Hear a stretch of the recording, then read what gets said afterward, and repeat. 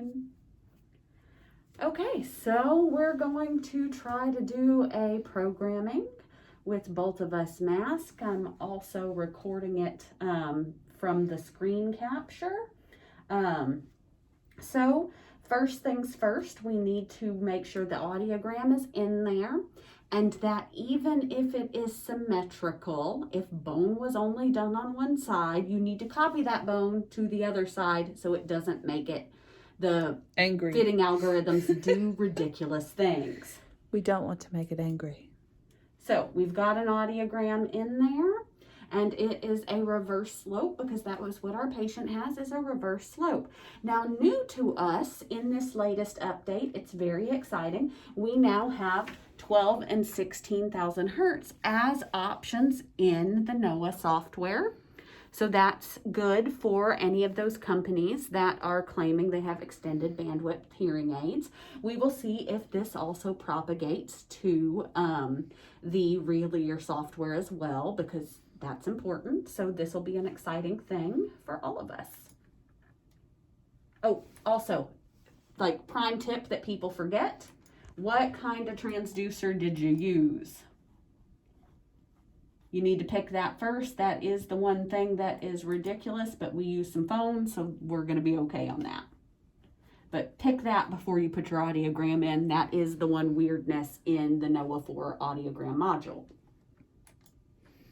So there are multiple ways to set up and to do real ear and programming. With the way the softwares are working now, most of them, your best bet is actually to capture real ear unaided response before you start programming, so the programming algorithm can take that into account. So we are going to work with a Phonak hearing aid today. Now, we're about to get uncomfortably COVID close because that's our audio room. And what we're gonna do is I'm gonna hit the button for Oto Suite and let that come up. And then I'm going to do otoscopy, because you want to do otoscopy before you do anything. And of course, this is your wax ear. So we'll see what we can accomplish. They're both pretty waxy. Do we need to do a removal very quickly? I may or may not. We will try and see what we get. Do you want to pause and I'll pause and we can do that? Okay. And we're continuing here. We did some cerumen management right quick because that's going to make our lives a lot easier. For those who are new or they don't remember, the audiogram module looks different because when we were in earlier, we were in a DBHL and this is DBSPL. So the first thing we want to do is we need to calibrate everything. Pause.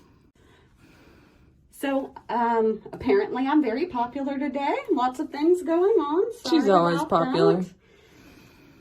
Popular's one word for it. Where were we at? Don't let her lie to you. She's always popular. Real or unaided response is going to be the first test we do. REUR. Now, depending on how you pull it up, you maybe navigate, in which case you want to have your unaided response like we are here. And then to hook everything up, you take this off and it goes around the patient and you hit control panel. And it may pop up that we're not connected, but usually on this one it connects itself. So it's connecting. So give it a minute. Now, depending on if the big speaker has been calibrated or not that week, it may pop up that speaker calibration. I already did it yesterday because I was working on it yesterday. So it didn't pop up this time, but you just sit and let it do its thing. So. And it literally tells you how to do the speaker calibration. It does. And it looks very much like this. And I'm going to transfer over and hold this camera so that Dawkins can sit a little bit straight because she needs to be evenly and straight.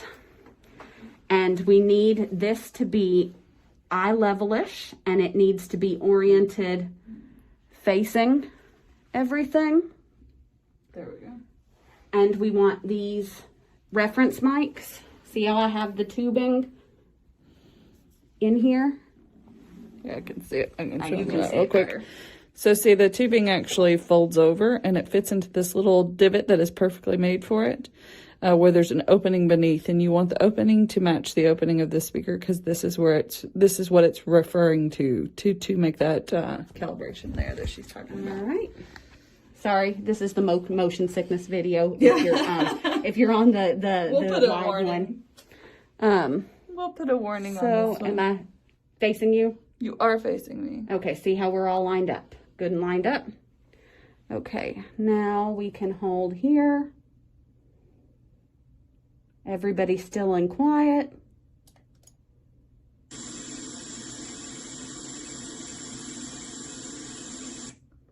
And what you're looking for is for the red or blue line in all of its jiggity jaggedy wonder to be within this blue swish.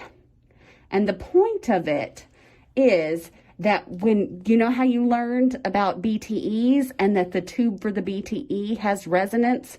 Well, the tube that we're putting in the ear to measure also has resonance, and it's going to be a little bit different from tube to tube, and we want to subtract that out. Essentially, you're trying to make the tube be acoustically invisible, but it doesn't add to the signal that you are going to evaluate, so that when you make changes to the hearing aid settings, you're not actually just changing something for a tube that's not really going to be in there.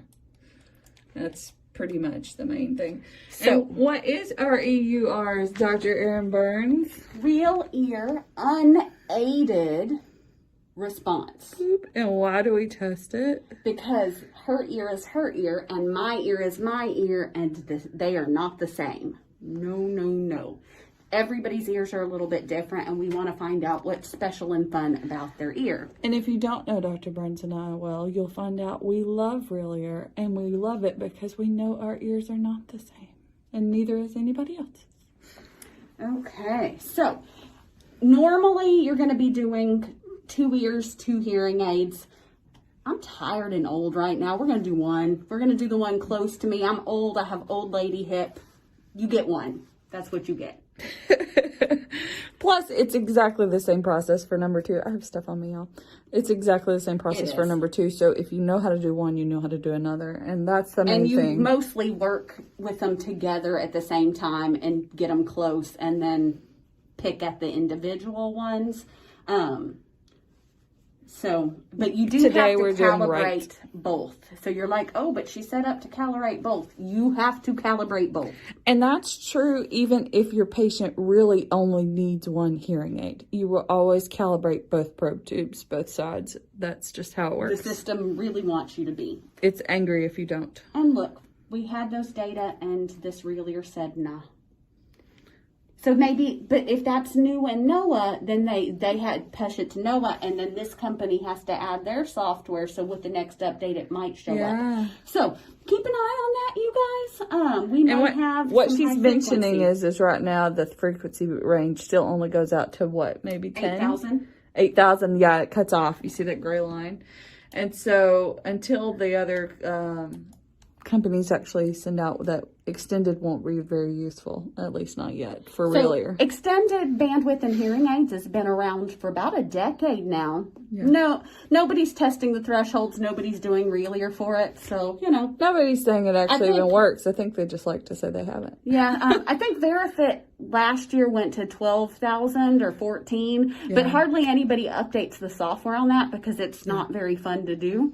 Right. So, but we'll take a look at that when we do a test box measures video, and we'll see what we can show you.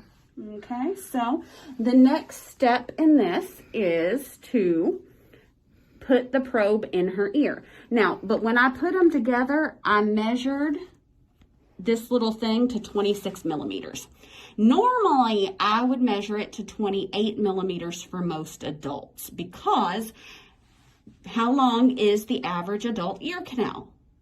Okay, about 20 how many millimeters? Oh, that's less than the 28. Okay, but where are those measurements coming from? They are coming from the eardrum to the aperture, which is where your ear canal turns into concha. Where this marker is going to go is the intertragal notch or the tragal notch, depending on who you ask and how much you want to fight about it. I think your current book says tragal notch. I tend towards this one, the top one, because gravity and how I do, but a lot of the books say lay them along the bottom of the canal. And honestly, what I'm going to tell you is that my experience, if the person's ear canal will hold it better one way than another, that's probably what you're going to use anyways. And since there's not any research to suggest that we know of that one way is better than another, you'll use whichever one works best. There's variations, especially if you're not measuring actual really or unaided response. People skip that for some reason, a lot. So if you're not measuring it, then you don't know if you're in a bad placement, and you're more stable if you're at the bottom. Measure it. Let's just be honest. We're gonna make you do it. And I'm gonna talk you through why. Now, on this particular one, it has a little rubber thing. Be gentle, don't break it. These are discontinued, but you want to straighten it out so that it'll sit over her ear, which is fun with the mask. This is very exciting. You want the reference mic facing pretty well forward. See how we've got that going. I've looked in her ear, and this room isn't great, and I have old lady hips. I don't move like I used to. So I'm going to pull her ear up and back. I looked and did otoscopy, and I'm trying to thread this probe, which is very flexy, through her ear canal. Now it curves, right? But if you thread it through the middle of it, you're not going to bump as much. And the point is to set this like a millimeter or two right in front of the eardrum. Yes. There are the measuring things. There's the bump method. There's the do otoscopy and look at where it is method. I have very poor depth perception with a single eye. Because my dominant eye is also my bad astigmatism eye. So you will not see me do the otoscopy method because I mess it up and I catch things and it causes problems. But the otoscopy method is probably the best one. It just doesn't work for me because I have visual issues. Yeah. The bump method will make people uncomfortable, but you'll know that you have gotten to the eardrum. I'm going to go ahead and tell y'all a little thing about myself while she's doing this. Because you're going to have patients like me. I have a condition that gives me a vagus nerve response that is probably a little more sensitive than most people. And so you see my eye twitch there because I have a very sensitive ear canal because of it. A very curvy one. And then I have a curvy ear canal, and I tend to have a lot of wax. So she's having to navigate around quite a few things. You may have some patients actually cough during this. You may have some patients sneeze during this. Ooh, you might have some patients do what I just did where you squinch. So it was kind of bumpy. So I don't have that marker where I want exactly. We want it. And she just turned her head, which pulled it out a little bit because that's how we do, unfortunately. Sorry, I'm trying to video y'all. Yeah. So are we lined up still, Dawkins? We are here, yes. So, I'm afraid that we're going to get reflections from the reference mic and this because this needs to go to there. Okay, let me pull it. So, what's going to happen is we're going to measure it in the right ear only. Oh, we're too far from the speaker. Scooch us up. It says measured signal is too low.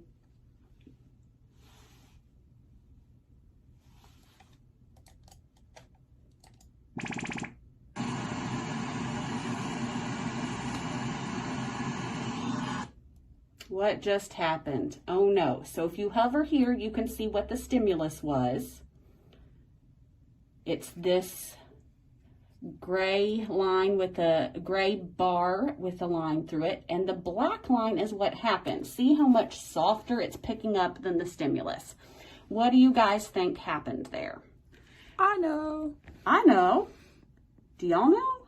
I feel like Blue's Clues. Yeah, it's like, Dora, can you help me?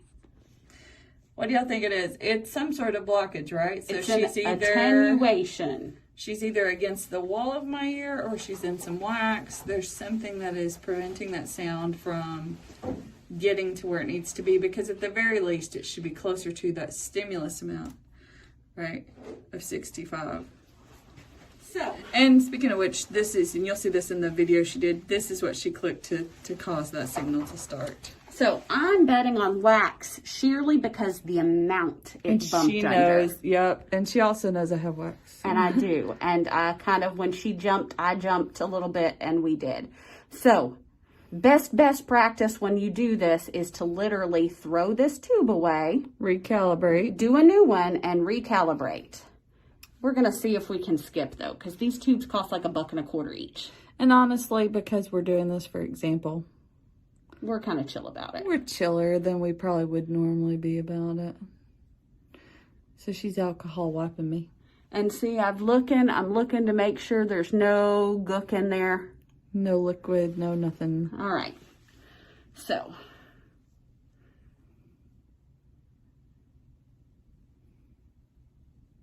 All right. Let's see what we get. Facing forward.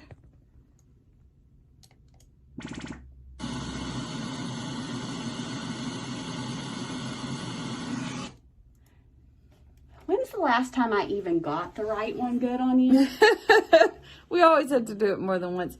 I am probably the worst person for her to do this on, and I, every year, am the one she does it on. Because we're here. I'm going to get a fresh one. We live here.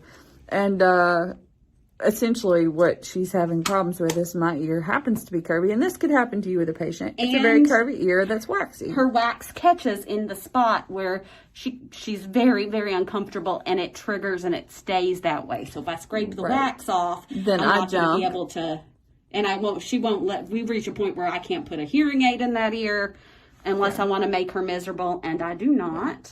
And I struggle, you guys, some of y'all may not know, I have a fluctuating hearing loss from Chiari malformation. So we've done this we've done this a bunch. And there are days it's hard for me to wear a hearing aid because my ear canal is so sensitive. So poor Burns, feel bad for her. Look at her and feel sad. She has to deal with my sensitivity. See, she's not even in yet and I'm panicking. Okay, I'm going to be still. Going to be good. Gonna be good. Okay. All right.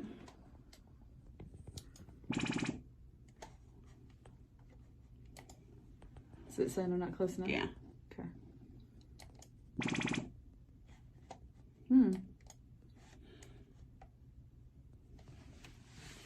Maybe my camera.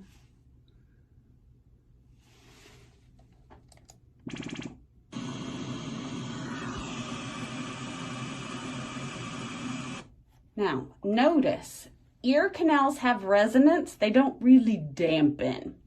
So, you see how so the stimulus is about 53-ish decibels, right? On this? Yep. Is where it's showing up? Right there. Right there. So it should have been, everything should have been above here. So what does that tell me about my probe tube placement? Y'all percolate? Come on, it's Dora time. Can you help us figure out what's wrong? You can. You're right. The tube's not in the right place. It's too far away. Essentially, this is why insertion depth is so important. And why measuring that unaided response is so important. And the reason she likely didn't get it deep enough is because I am evil and I was squinching. No, actually, it's because I stopped so I could show them what it looks like when it's not all the way in, but... All right. Now, you may never get that perfect, but we're going to try. You got to do better than that, because that is going to be about 10 decibels that you're going to measure and think you're underfit, and you're going to end up 10 dB too loud in the higher pitches. And then your patient's going to complain that everything is tinny. Mm-hmm.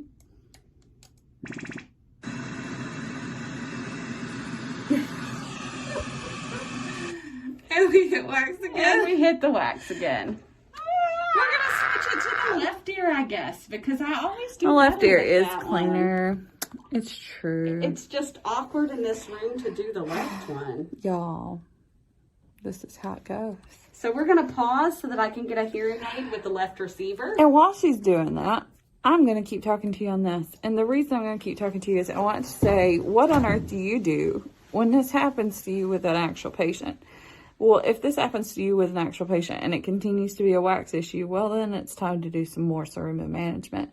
Since she has already used curettes to remove the majority of the wax from that side, the next step might be for her to do an irrigation. I don't know that we'll be doing that during this time of COVID, but if that continued to be a problem, you were concerned it was going to be a poor fit, you wanted to do real ear, then you would need to send that patient to see their general practitioner or an ENT to have that wax removed. And I think she's coming back. And that's the thing. Irrigation, though, is you really can't do real ear after doing an irrigation either, because you can't get all the water out. And it will mess with the acoustics drastically. Absolutely. So if you have to do extra things that are going to change that, then you're going to have to reschedule them. And you might have to reschedule them anyways. And like I said, in the time of COVID, I don't know that we're going to be doing any earwax removals for outside people's. Right, Dr. Burns? We have mixed feelings. I'm pretty much the only one who does cerumen management up here, I think. Like, straight up. Like, somebody will pull a real quick piece. But most people get referred to me by accident. We'll discuss that one of these days. But regardless, what I'm saying is we may end up having them sent out regardless, depending on how comfortable we feel about it. We may have them sent over to their doctor anyway, so you're going to reschedule in those cases. Could you still fit their hearing aid? Yes, you would be doing it without best practice of real ear, but you can have them come back in. If it's a single one, knowing that most people's ears are not too far off, I will use the average response. I would use the other ears one and like do a in situ MPO to make sure I'm not getting over their maximum power output on there, and I would just program them together based on the ear I do have real ear on, and that for most people is going to be within about 6 dB, plus or minus 6 dB, which is not ideal, but it's not going to be hazardous to them putting those things together. Unless I've looked in their ear and realized like I've got a big ear canal and a small, and I know that pressure and volume are related and it's something is too far off for me to guesstimate. Does that kind of make sense? And if they are different volumes, and one ear canal is smaller, the smaller ear canal will sound louder or softer. Tell us. It's going to sound louder, because anytime you have more sound in a smaller space, it's going to essentially make that perception of it louder. So we don't want it to, in that case, if you're the only ear canal you could measure was the larger, you wouldn't want to use that for the smaller side. Yeah, you would know the other way sort of thing. Yeah, the other way would be okay. That way would be not so much. Check out Dr. Burns' new scrubs. Woo! I have pockets. I need you Lots to see of that. pockets. We're so excited. 7-inch tablet. Yeah, these aren't little pockets. This is, check out that pocket. Little pocket. Look, here's the even bigger pocket. We're proud of the pockets. Oh, you want pockets? There's more pockets. There's more pockets. How many pockets is it? It's a ridiculous amount of pockets. One zipper pocket, one open pocket, one open pocket, one open pocket, an open pocket, an open pocket, an open pocket, an open pocket. I lost count. A thing, and 2 zipper pockets. So that's 4, 5, 6, 7, 8, 9, 10. I have 10 pockets in this. I'm all about it. What do women want? We want pockets. Pockets! But I did have this tablet out for a little bit for a reason. Because it's doing live transcriptioning, and it's hilarious what the real ear thinks. It says that's why it is out, actually. For the most part, it's actually pretty good. I will say if I talk with a little bit more Southern accent, it struggles a bit. But right now, for example, it's following along with me very well. But that's probably also because Dr. Burns and I are audiologists who speak loud and clear. If we were somebody who maybe ran our words together a little bit more, it would be more difficult. Okay, so now we're doing unaided response on the left ear. Ooh. So we switched over here to the left ear. Sides. Okay, and did it feel like it moved in your ear? No, it didn't. Okay, so we're just measuring the left ear now.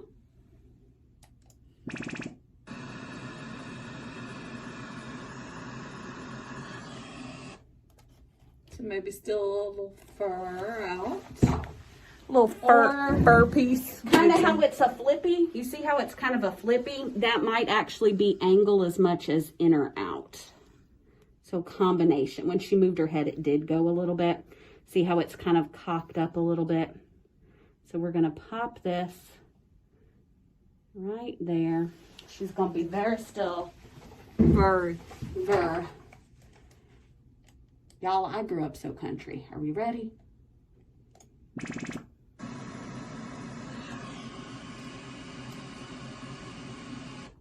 So that took care of the angle down issue for the most part, and we need a little bit more in. Y'all, I apologize for my poor camera skills. Look, we're testing your ability, I don't know, to ride roller coasters. What is it? It's the vestibular ocular reflex. Yeah, your VR. We're testing that. Y'all tell Felipe you got tested.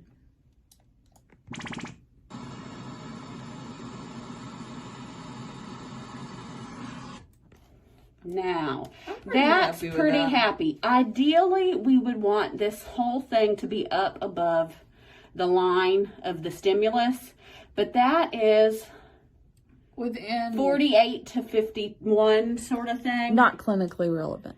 It's pretty close. If I'm feeling pretty happy and I'm still a couple of dB or two shy where the peaks are, I'm going to call it good. So what does that tell us, my higher peaks there, folks? Where is her peak ear canal resonance? I have a really weird one. One at 2091. Kind of the rest of it at 4,000. Where does the software think it is if I did not give it this data? It thinks it's here. And that's not at all where mine is. You could even argue I have a little bit of one at like around 1,500. And you notice if you hover here, you can see. Yeah, right. It's actually more like 1,300. See that? So when she moves it across, you'll see that number change. And you set it both axis. Left to right, which is intensity, up and down. I mean, left to right, which is frequency, and up and down, which is intensity. You have to set that. So go to that top peak there for us, Dr. Burns. So see, that's about what? 2,069 hertz at 64 dB, right? Because she's hovering over where that peak is. Weird resonance. So the next thing you're going to do is you're going to open the hearing aid software. This hasn't been open because I needed this to be in the system. Now let's see if it behaves properly. Sometimes you hit save and the software finds it. Sometimes you have to close the real ear software and open it back up for this to find it. So we will see which happens here. So we are opening up the hearing aid software. We are using the NoaLink wireless. And she opened and closed the battery door. I'm opening and closing it, yep. And we're connecting. And it takes a minute. Sometimes if it doesn't find it, literally just opening and closing the battery door again will do it. But it looks like it might be. There it goes. And this is cool. This is cool. I love this. I love this. I'm so excited. You used to have to select this beep and then tell me. But now I can click it and I know it's the left and it pops up. So if we had two hearing aids, it's so easy. I push the button, it flicks it and I know which one. So essentially she can set the hearing aid she wants to be left and right, even if it's configured wrong to begin with, which is nice. Or I don't know. Oh, update available. So this is exciting. You guys get to learn. So when hearing aids need updates, sometimes it'll make you do it whether you want to or not. You will lose data logging. I'm sorry. So you open and shut the battery door again. While it's doing it. Hearing aid update. And it's going to detect it when it decides to. Because I had to turn the hearing aid off and on. Now, here is something I'm going to mention while she's doing that. So this is taking a little bit of time. You might have a patient who is super antsy and wanting to move around a lot. You really want them not to do so much of that because you've already got this in their ear. It's already been placed. You already know the resonance based on your placement. You really need that to stay the same so that when you put the hearing aid in there with it, you're not adding some variables. It's super hard for some patients to do that. If they move. Because if they move, you may have to redo some things. Yep, you may have to redo really or unaided response again. Or they'll forget it's there, it'll tickle them, and they'll move, and they'll scratch at it, or and they'll knock it out, or, you know, they'll be like, what is that? You'll just have some random patient who will make you mad as a hornet, who's like, what's this thing? And they just pull it out. So it's one of those things where it's really a good thing to like run the hearing aid before you have your appointment, hook it up before you have the appointment to make sure it is, which I had done with the other hearing aid. And then I switched because I couldn't find a push pin, and I'm still like in transition of setting things up for our COVID semester. Please, by the time somebody watches this eventually, let there not be COVID. If you're in 2027 and we still have COVID, I'm sorry. I've probably checked out by that point in time. We'll be so over it. I'm so over it. Not the anti-masking version of over it, but maybe the live in the woods where we can like grow our own potatoes over it. Communing. Yeah, I'm about done. I'm about done with humans and family members. But see, then she wouldn't be around me, and it would be very sad for her. It would be sad for me. It'd probably be okay for you. It would not. I'd be sad too. Okay. Dr. Burns and I practically lived together during the semester because we're always up here. Yeah, so we probably see each other almost as much as we see our husbands. Probably. Or our dogs. Probably the more important part. My kiddos. So the hearing aid popped up and it wants to know, are we use the fitting from the hearing aid already or creating a new one? And we are going to create a new one. And for me, I say always pick long-term user, period. Why is that, Dr. Burns? Because I'm going to program the hearing aids based on where I want them to end up as a good, healthy hearing aid user with the best benefit I can give them. What do those lower levels do? They make them tolerable rather than the best hearing they can have. The point of the manufacturer is for patients not to return them.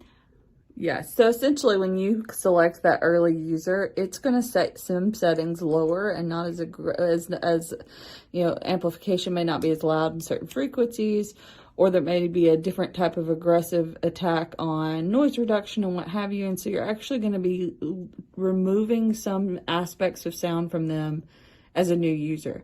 What Dr. Burns and I both kind of like to practice is the idea that you fit them to where they should be.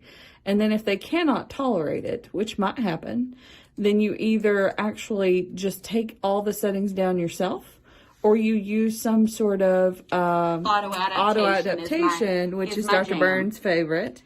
Because patients don't always come back when they're supposed to, and I don't need somebody wandering around out there with 60% of their prescription like I left them there. And people are like, oh, I used to do it like week by week, bring them in, and every week they hated it again, whereas auto adaptation is very tiny. But also, they sometimes stop coming back, oh, she's going to turn me up. I don't want that. If I set auto adaptation, it's going to get there. And so essentially what it does is it slowly takes them up to that point of the full on of where you want them to be.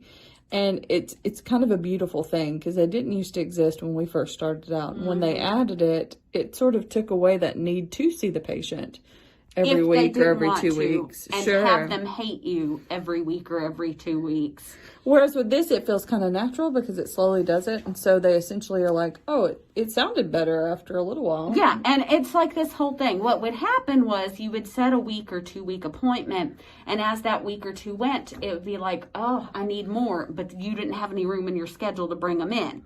So then they wanted more, but you brought them in and you jumped past their more, and then it's this whole like, ooh, so they were never happy for the whole first month, or they were for an instant and you took it away. Whereas if it's doing it gradually day by day, it's a much more natural evolution. So Dr. Burns is currently in the screen that says instruments. And she has selected acoustic parameters. So there's a new Realier gain. This is what it's telling me. Realier unaided gain. Do we want to do that sort of thing? We do. So we're going to put a small in here, a closed or vented dome. And it was recommending an open one, which I thought was wrong. So I didn't do that. Why did I want to close her up? How did we know it was recommending an open? Can you show them that real quick? Selected and detected or not. This is an M receiver, I think. Yeah, there Check. That's so nice too. That's pretty new. So see this little thing? Bullseye, that's what it recommends. Why did I pick vented dome? Because she does not have normal hearing in the low pitches. Also, because the flat movie open one scrapes her ear, and I know this. But also, it would make me very sad.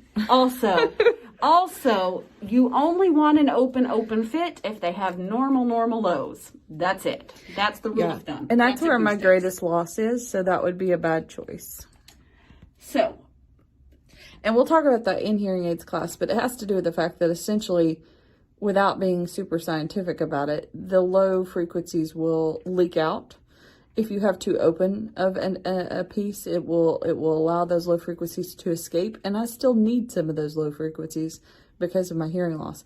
Now, low frequencies tend to be where noise is, so we don't necessarily need every piece of that low frequency, but we want the ability to have it should we need it. If nothing else, streaming music is going to sound better from her phone. If nothing else, that's going to be preferable. And if you have people who are coming off of a hearing aid fitting that is normally loud, either because they were fit more linearly from an older hearing aid, or they've always just been kind of a loudness junkie and like that, if you don't give them the low frequencies, they're going to feel like you're not giving them enough volume.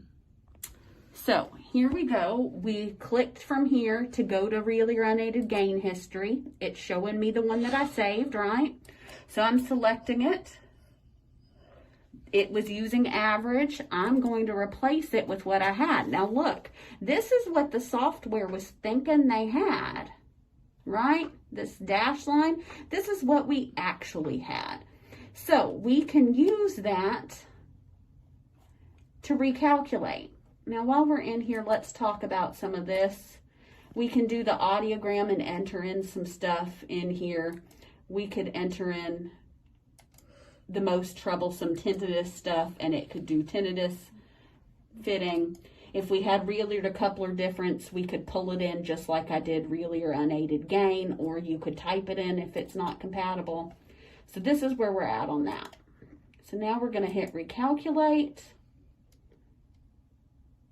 Yep, because we're just starting out. You're not taking anything away from me. The next thing we're going to do is we're going to put the hearing aid in the ear while it is muted. I think that's worked out some for me leaning. And best practice would be to remeasure that. Let's just be real about it. But I know where I was a little bit, and we're just going to go with it for a minute. Normally, I wouldn't have had a patient sitting there chatting with me like that. I would have put it in immediately. Well, we wouldn't have had time. And like she said, normally also you would have already done a lot of that before the patient arrived. It's kind of good that it happened this way because we could show it to you. But you normally wouldn't have them sitting here this long before you actually and I know it's hard to see, but because I was in there, but what I was doing was I was holding this tube where I wanted it to be. And you see how I have it and it's wedged here at the top, If I had tried to put it and held it in the bottom, I have a tendency to pull it out, and also it's more places if you have a mold for it to get crushed. That's kind of why, like, I tend to be at the top, because it's less problems for errors, and that might just be a fault in how I'm doing it. I've seen people who can do it the other way and it's fine. So it's, you know, a thing. Now, the next thing you can do is feedback. They call it feedback and real ear test. It's not. It's not a real ear. Don't use that as real ear. But we're going to run it.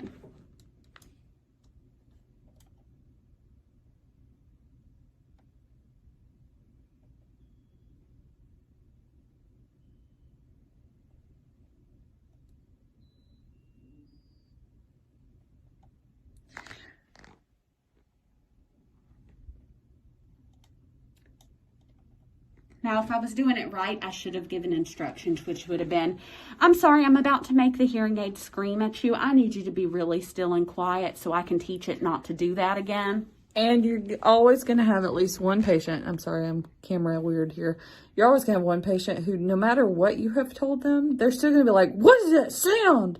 What? That thing's screeching. And I'm all like... Otherwise, so you end up having to restart it. If I think it's somebody who's going to do that, I will literally be like this while I'm over here. I look at them like this before I hit start. And I'm like right there. Now, COVID, I'm going to have to try and be a little bit further away. But it's common for them to do that. So don't get upset if they do. You just have to learn to So, how do I know that I've got a good start on this? I've picked a good receiver size. I've picked a good dome. How do I know? Well, in general, this blue is going to be what the hearing aid's supposed to be doing. The purple is the gray is the limit of what I've chosen. The outer limit. It's blocked off. You can't access this with the options I've picked. With regards to receiver size, with regards to dome, none of that. You can't access this. The purple is what you can't access if you want it to not whistle. So see how it's not taking much away, and it's definitely not eating into the blue? That means I've got good choices. If you run this and it's eating into the blue, you'll see it do something real crazy. Like they'll do like big notches, and if it causes this to drop, or if it's pulling away too far from that, then you're essentially eating away your headroom and your amplification room to be able to give that person a good fitting. And so you haven't made a good choice somewhere. Now, sometimes it's the best choice that you can make.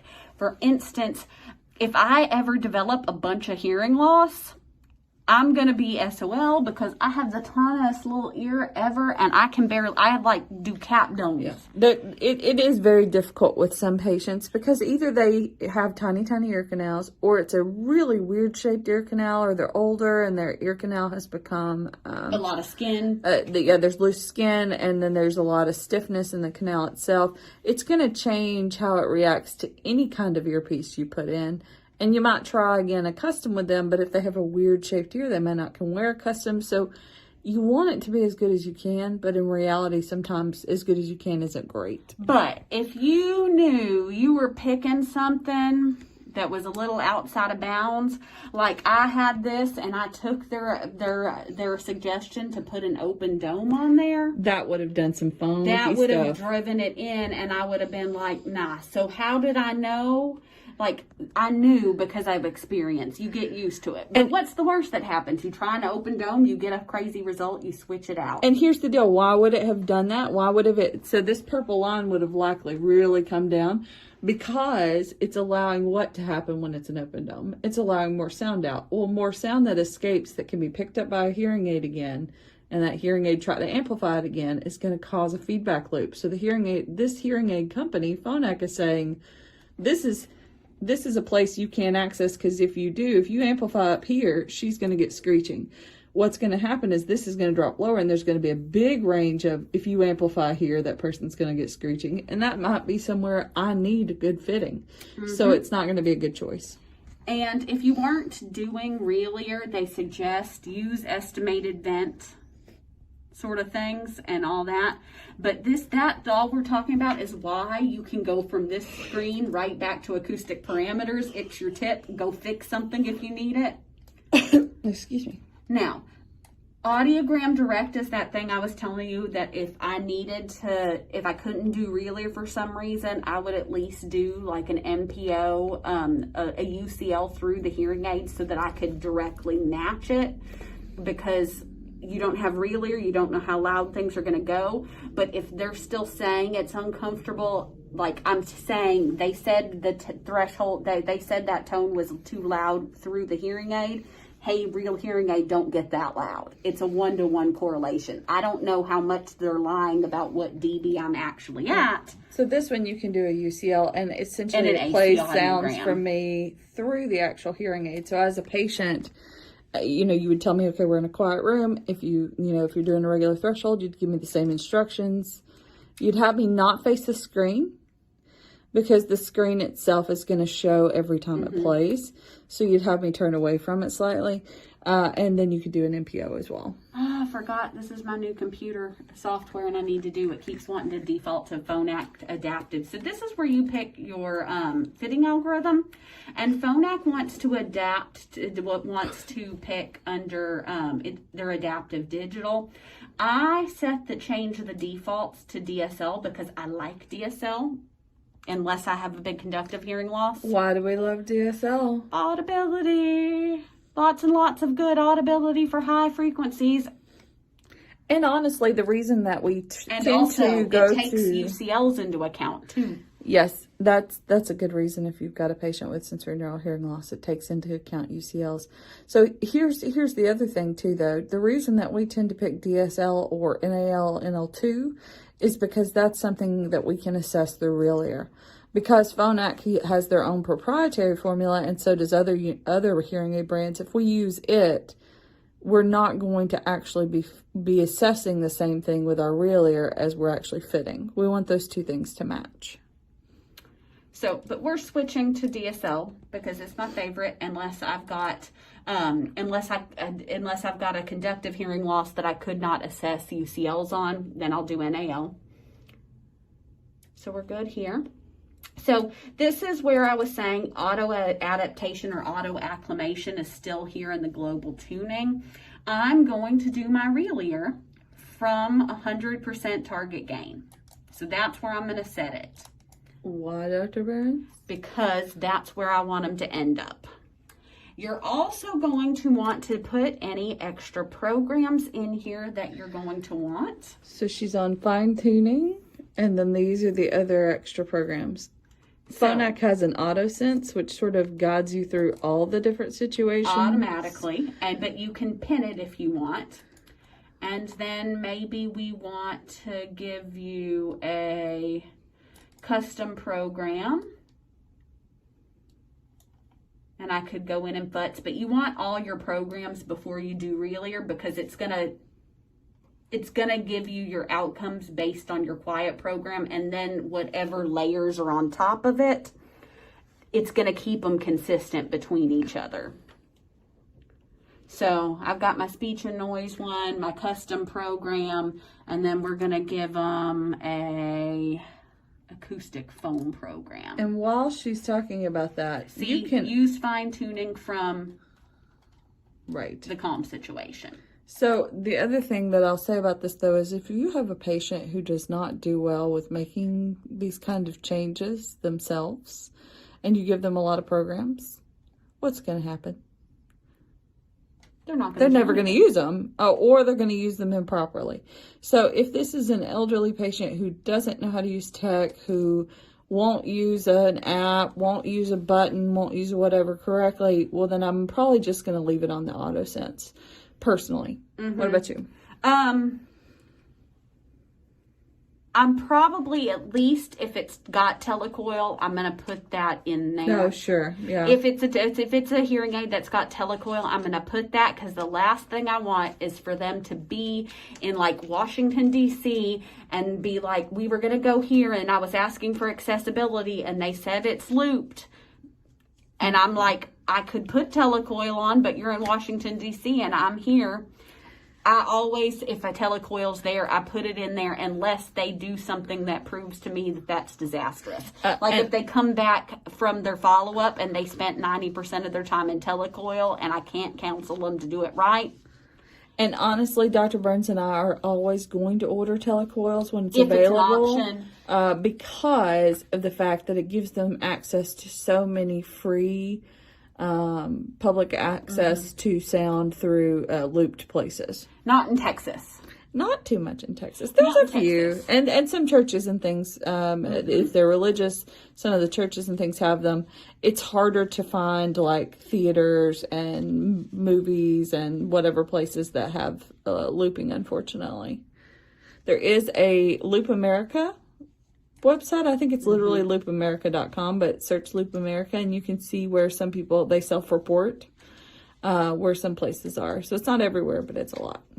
Okay, so she hearing aid clicked. is muted. She's muted it and she's went reconnected back over to the Oda Suite. So the next thing we need to know is this an occluded fit or an open fit? What kind of fit do you think we have? I used a closed dome. Do you think it's open or closed? Most of the time people are going to say it's a closed dome, it's occluded, it's closed. That's not always true. So let's see.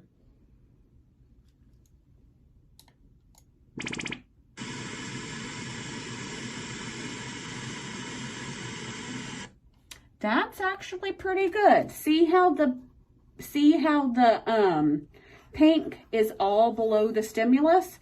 Now, if it were a perfect closed fit, it would actually kind of mirror the other direction almost. It would completely reverse the resonance peak. But that's, if everything is below the stimulus, I am kind of comfortable calling that a closed fit. Now, this is important to do. So important. I need you to look at this with me. So she went back to control panel. And see how we have this little open fitting details. We need to pick, and in theory, it should pull what you have from the hearing aid. In practice, it's kind of iffy. So do check. Look at you making me young. I was born in 1990, y'all. Close enough. I'll take it. So it picks, is it a BTE receiver in the canal? Is it regular BTE, CIC? Double check that. Venting is none because it's closed. Is how we would do it. Or if it were open, we would pick open. Or if we literally knew what size it was, we would put that. Now, if you had an open fit, you would have to use open reeler measurement calibration, which has its own sort of issues because it cannot recalculate between runs. So if they move at all, anything, it will make you do. So this is easier because we are closed. Now, what would it have looked like, Dr. Burns, if we had been open? Well, wait, let's go ahead and finish, I guess, that bottom part. So then you also have to pick, it won't show you, advanced settings are important. We are going to base everything off our quiet program. Now, does Phonak call it quiet? No, it calls it calm, but you can make some educated guesses what it is. And see how everything is selected in green. All programs were selected. We are going to be making these changes to all the programs, but it is set as if for a calm situation. This is another area where people disagree on RELIR. Some people would say, turn all the features on the hearing aids off and do RELIR, because that's going to give you your purest results.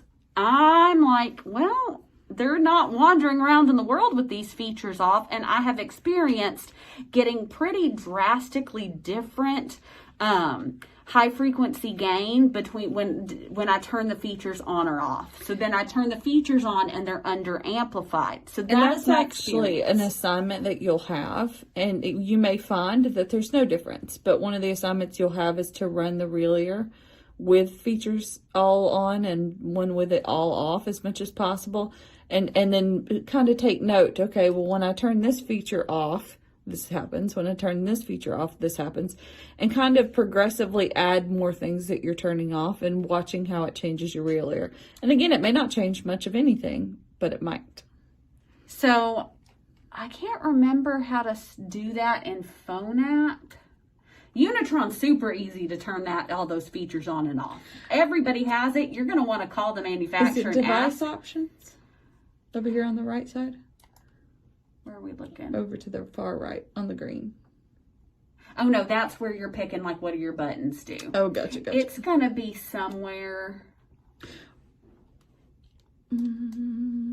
Or you might actually have to go all the way to set up. I think you may have to eventually, yeah, that's what I was going to say. It's not fun. Unitron's is pretty nice, but call the manufacturer. They'll walk you through it. So I'm just going to be honest. You're going to read some books and some articles that are going to say that I'm wrong for leaving the features on.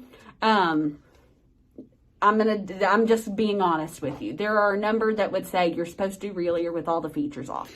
I think I feel the same way about it as I do about people teaching speech reading initially with visuals only or with, whatever only. In real life, when you have communication with everything that you have access to. You have access to people's eyes and their eyebrows and their face and their what have you. You also have access to what they're actually saying. So I tend to do therapy in a way that combines all those things. I feel kind of the same way about this Relier. If they're going to have access to it in the real world, why wouldn't you leave it on? And since there's nothing that suggests that we can't do that, well, then we're going to do it. Nobody's done any research to show you get bad outcomes from doing it that way. And like I've done enough runs in and out. And so some of it is, most of my stuff is with Phonak and Unitron. And so maybe it's unique to them. I've only done a few Resounds and Starkey, and they showed kind of the similar pattern, but I don't do all the manufacturers. So these are things you would do with new products though. So anyway, I've had the hearing aid muted. I know I'm a closed fit. I know I can use closed calibration, so that's going to be easy. I've got everything in, but what I'm measuring is my CALM program, which is also what I said was CALM program. Now, 20 channels is how many I have. How do I know? I know that here. Can you see that? So the most that DSL takes into account is 17, so that's what I put. I picked a nonlinear choice, and it is an adult. All of that is cool, right? And my transducer was headphones. Remember, I already said it was headphones. Oh, I'm going to point this out because this is a thing. And I say this and I say this, and I need people to like bury it in their head. If you have a mastoid surgery ear, if you have permanent perf ear, your best choice as far as fitting for the most part is going to be a BT with a mold. You also, best practice is literally to do a hearing test using the inserts attached to their ear mold. I cannot stress this to you enough. That is your best practice because you're making the test equivalent to this. When they have those kind of abnormalities, there's too many assumptions of normality built into the system as it stands. Unless you come in here and say, insert mold, and tell it, I didn't use headphones or inserts. I used the insert in their ear mold, and that is how I'm programming their hearing aid. I had a professor who that's all they ever did. If you had an ear mold, that's how you tested. So I'm not that aggressive with it. Me either. But if you have an abnormal one, that's the way to go. If for some reason you aren't, here's the other weirdness. For diagnostic purposes, if you are testing them for diagnostic purposes and they've got weirdnesses, you need to wear headphones. Given. Test for purpose though, if for some reason you're going to be fitting and whatever reason you don't want to test or you're not gonna, I use inserts with the big giant one to test and for a hearing aid fitting it because I get less weirdness because an ear insert foam is going to fit more similarly than a headphone to the hearing aid. It's more equivalent. So that's what we've got going on there. All right, kiddos? All right, so we're going to hit apply. Now, the other thing you're going to want to set up is what are we going to test? So this one, I want it to be 50 And my signal type to be ISTS, right? That's the one I want. ISTS. So 50, 65, 80. And you could pick other MPO, signals. But I have a specific reason why those intensities. Also, I just think the ISTS is more fun, and so it is more fun. But the ISTS is shown to be more culturally relevant to more cultures because it combines languages across the world. And so you're assessing not just for English, you're assessing potentially for other languages as well. And so that's a good choice. So if they're multilingual, it's definitely the one you're going to want. Otherwise, then you have to pull up like the German one and the French one, and you have to do programming for them in each one. And that was a hard lesson for me to learn. And if you've forgotten your speech characteristics, it's because our languages are so different, and there are literally some pronunciations of some sounds that don't exist in other languages. And so if you're not assessing if those can be picked up appropriately, well, then they may not be hearing their conversational partner the same way. Now, the reason I picked these particular intensities is because, let's look at Phonak software, 50, 65, and 80. And I think everybody has centered on 50, 65, and 80 for DSL, right? I think so. I feel like they're used to, maybe Resound, somebody used to do 60 instead of 65, like and 50, some 60, people and 80. 50, 60, 40, 60, 80. And if it's not said where this one is saying it, a lot of times you can actually hover over the lines themselves. See, so there's target gain 50 dB speech, target gain 65. And so in a different software, if it's not there where it was so nicely put on the graph, it may actually be the graphical output, the image output that you can find it on.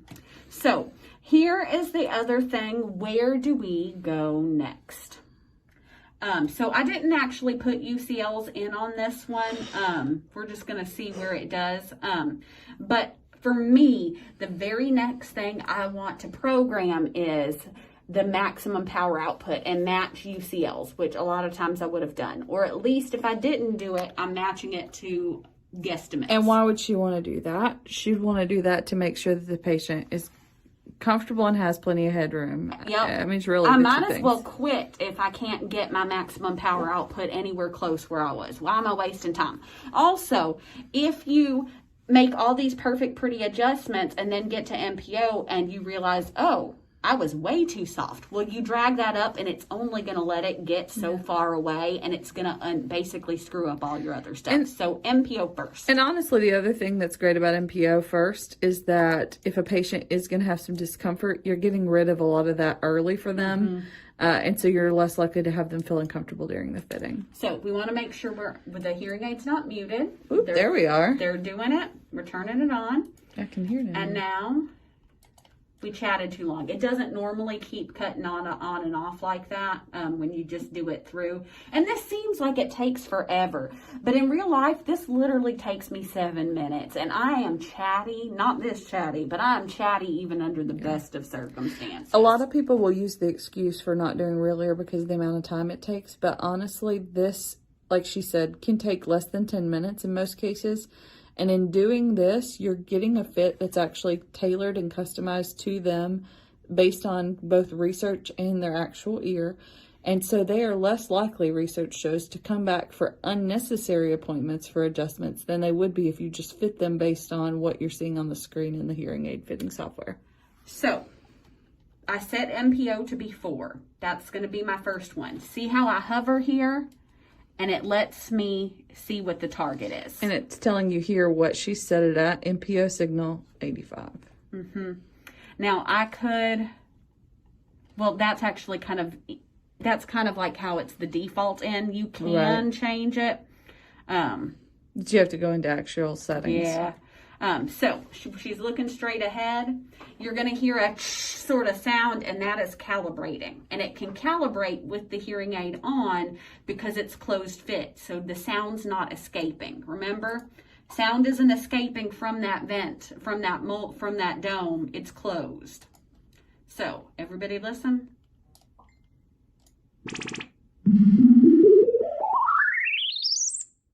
So what do we have going on here? From like 250 or so to 500, we're cool. And then it's dropping down quite a bit. Now let's see. Why do you think that's happening? Remember when we were looking at the average unaided response for hers? It's kind of trying to take into account, but she's so far off average that it's like, ugh. See, the manufacturers aren't trying to lie to us, but they are, because they can't know what her ear is. So we're going to come over here and we're going to take from above 500 hertz and increase by the most all the way across is like 3 dB. So we're going to go all the way across by 3 dB. And then we're going to take from like 750 to 1500 and see, do she's another just 3. running along that line to see what she needs to do.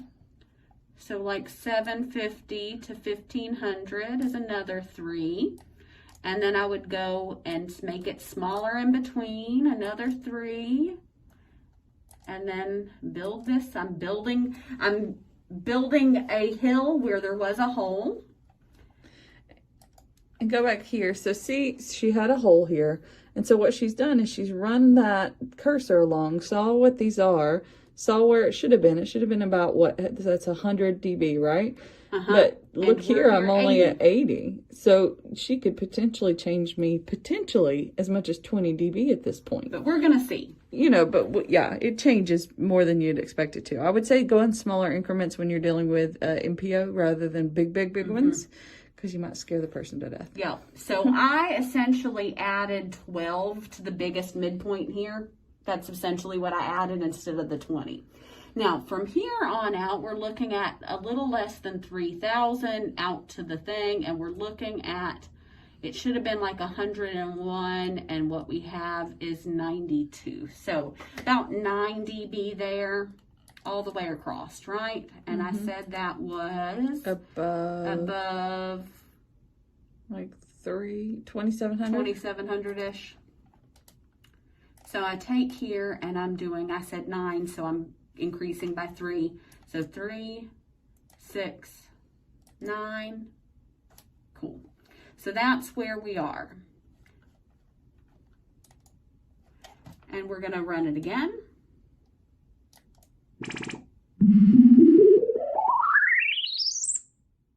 So I'm getting pretty close here. I would say maybe 3 at 3,300.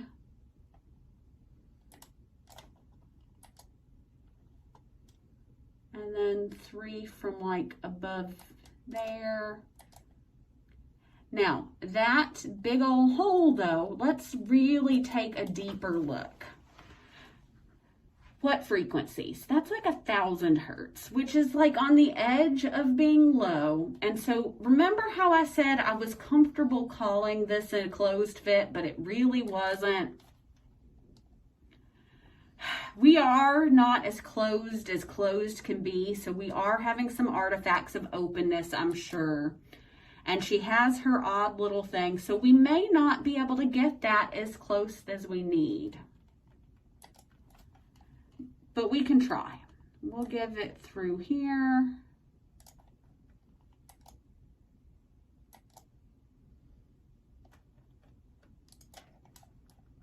One more go. Now notice it was kind of sitting on 80.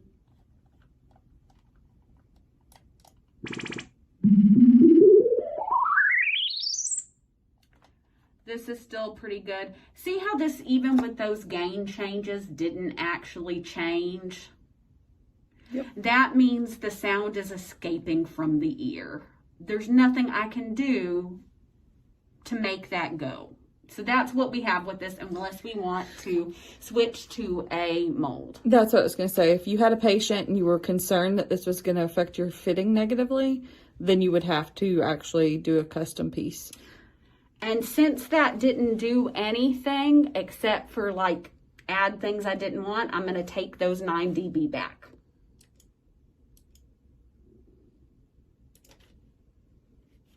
So I just took those back. And we're just going to let it do its thing so we don't introduce any distortion we didn't need. All right.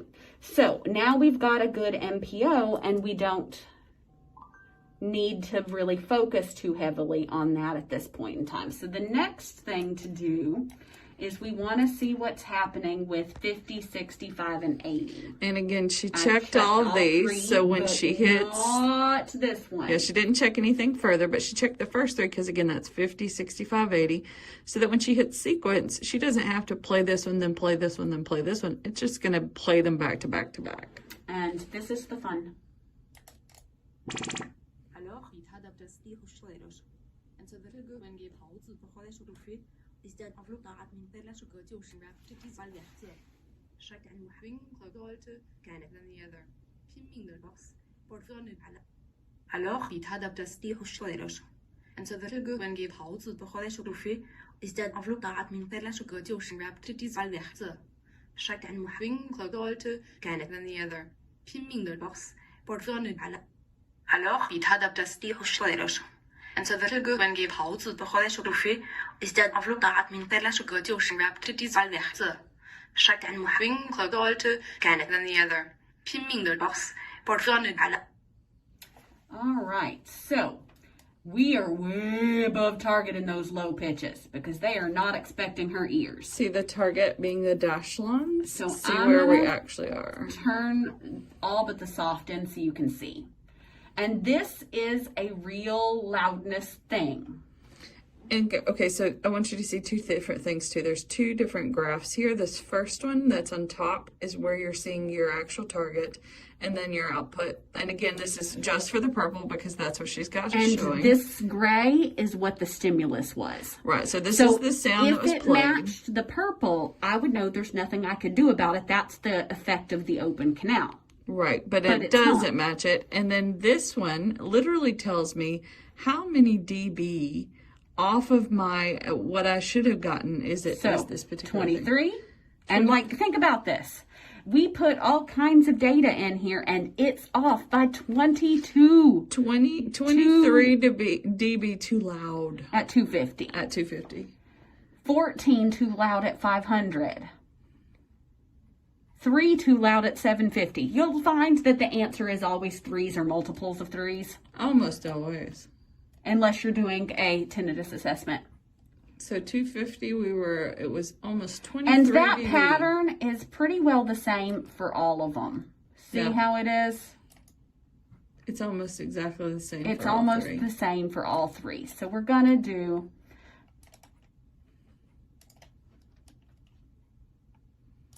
3, 6, 9,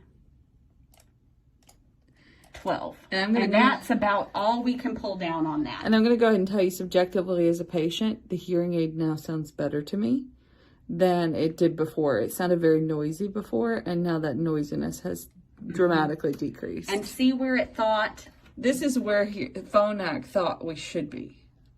And this is really where, at least, is getting us closer to the real ear. I don't know if it's going to let me go any further. Sometimes it'll let you do negative numbers because life is weird. And so are hearing aid softwares. So we'll see what we get now. Actually, you know what? Let's finish this out. So from like 1,000 to 1,300. We're about 3, 4. So 1,000 to... So those were below the target line. What would I say, 1,300? Yeah, 1,300. So this is 1,400 we're going to do there. And so she's bumping those up because I was underfit there because it was below the target line. Mm-hmm. And then from 28 to 43, we're about 7, but it's a curve, right? 23, what did I say it was? Like 28 to 43. 28 to 43. Mm-hmm. So I'm going to do the whole 28, which is 27 is our closest, to 43, which is actually 48, but that's close. And 7 was it all together at the peak. So I'm going to do up 3, and then I'm going to center in partially and do up 3 again. And again, look how different the Phonak curve is versus what we're actually looking like with my So that's from here to 43, and then we across the board basically I'm about 6 dB from. Not so much on that soft though. That's not the soft. That's the MPO. No, the purple is the soft. See, it's not as much as the other ones. It doesn't roll off the same. But I think it's not gonna. I think that's gonna be a lie when we move in. Okay. So we'll see. So sometimes you tell it you're moving at 3 dB and it doesn't actually go. So we're looking at like 6 from like 51 onward. Okay, so there's our conundrum. Here we're 48 and here's 59, and that's where we go. So we had already messed with 48. We're gonna leave that be for right now and go on, and we're gonna give it 6. And let's see what we get. What's the worst that happened? I'm not going over where they're uncomfortable. I already measured that. So worst things happen, I go too far and I take it back, right? All right, let's take a look and see what we have. Alors, il t'adapte die hoeveelheid. En zo wil ik een geef pauze begonnen zo veel. Is dat afloop daar من ثلاث شهور وشرب تدي على الخزة. شك أن محوين قدرته كانت than the other. في من البحث برضون على. Alors, il t'adapte die hoeveelheid. En zo wil ik een geef pauze begonnen zo veel. Is dat afloop daar من ثلاث شهور وشرب تدي على الخزة. شك أن محوين قدرته كانت than the other. في من البحث برضون على. Alors, il t'adapte die hoeveelheid. En zo wil ik een geef pauze begonnen zo veel. Is dat afloop daar من ثلاث شهور وشرب تدي على الخزة. شك أن محوين قدرته كانت than the other. في من البحث برضون على. Okay, so this is one of those things, manufacturers lie. So remember, based on if everything was going exactly how it said it's supposed to, that purple one should have gone up too far, right? That's what Dr. Dawkins was. But I work with Phonak enough that I was like, no, that's going to be a lie. See how it's still even under, but it's nice and flat? And these came up and kind of matched it a little bit. I don't know that we're going to be able to get those. We can try. We got a lot closer here at like 1600. That's a lot closer. Y'all saw me measure that out for the low pitches, right? I counted it like to the amount, even a little bit shy, and it went from way over to way under. So we're going to give it like a +6 from here on to kind of catch it up, even though it's 10, because it's being hypersensitive to those lows. Am I talking too loud? Oh no, I'm sleepy. We've been in this tiny little room and I'm trying to be still and it's making me Yeah, and me doing Reeler on Dawkins is very soothing for her. It is. It brings her comfort and joy. She has this voice and it just screams in her soul in a way that makes her think a dragon is protecting it in this building. That's she's my protective dragon. So we gave it 6, even though it was telling me 10. Because it's overreacting to what we're doing. And that's a thing I know on Phonak too. I did it to show you how they kind of are. You have to practice and work with things to make these connections and know.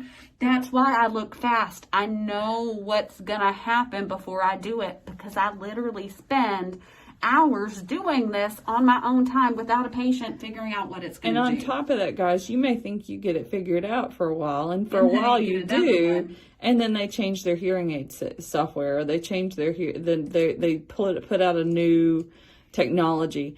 And so one of the things that if you don't hear from anybody else, you will always hear from me and Burns is you will never ever stop learning when it comes to hearing aids. You are a lifelong learner when it comes to hearing aids, because if you're not fitting your patients correctly. So we were looking at like 1600, and it's kind of this band is. Erin, this is starting to slip. Can you push it up before it falls out? Yeah. Other side. Yeah. Okay. There we go. There we go. Here's your reference mic. Let me check. So I told her it was slipping, and it slipped. So we will put that back in. Now again, if this was a real patient, you would need to retest some things. for the purposes of showing y'all, we're just going to put it on. But normally you wouldn't have this happen because you wouldn't have been like chatting it up like we're doing. Oh, you would have already been done. Like so done. No real patient is going to let you. Sorry. There you go. You there? Yeah, you just hit my Vegas. Yeah. She got my Vegas. Okay. So let's at least like run it so before we make changes though to see where we're at. Yeah, let's do that. All right.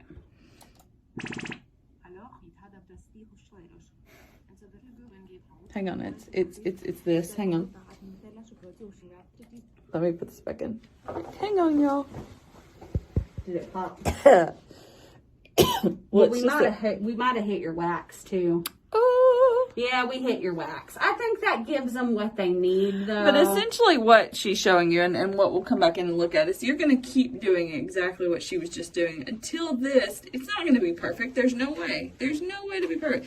But until this starts to be more even on that 0 line, meaning it's close to target, you're going to make those kind of adjustments. Now, plus or minus 5. Yeah, seriously, Plus definitely or minus plus 3 would be good. Plus or minus 5 is great, honestly, in a lot of cases, because here's the thing, there is no such thing as a perfect fitting. The thing about real ears, it gets us as close to perfect as we can based on what research has told us is best for our patients. And so we want this as close to that line as possible. And I just used undo to go back to the previous curve instead of the weird one. We want this to be as close to this line as possible, but let's say we're a little bit underfit here. Underfit around 250. Am I that worried about it? Why am I not that worried about or it? 500 even. Why are we not that worried about it? We're not that worried about it because what are we getting in those frequencies that is useful for communication? Vowels. Vowels? And And honestly, most people are able to hear what they need from those vowels unless they have a significant low frequency hearing loss anyways. We're also getting noise there, which we don't necessarily want. The thing that does matter that we want as close as possible is going to be those mid to highs because that's the consonants. That's pool versus cool. Give me a second. We can show them. We can show She's gonna you. show We you. have the technology. But it's literally the difference in pool versus cool and school versus, tool. There we go. So see, we do have sounds down here in the low frequencies, but look how loud they are also. Right? As long as we give them 10 dB of gain, we're giving them back. Right? Because these sounds are already going to be heard based on what we've got. If we go back over there. These sounds are not necessarily, though, because look, these sounds are soft. Look how, to hear a P, right, we need to be up in that, 22 dB range. If I'm not getting enough audibility, I'm not going to hear any of those sounds, and they're in that high frequency range. And that's the ones that your patients are going to complain about the most. So right now they're hearing NG, E, U, L, R, sh. Might be missing this ZMV a little bit, which may be why we need to take it up a little bit, but you can also test that in person. Knowing if you know this or know where to look it up. So now let's go back over there and check it out where we were at. And we can go...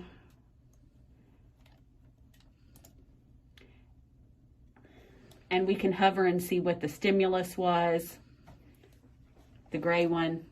The gray is where it was playing, right? So now she's over aided.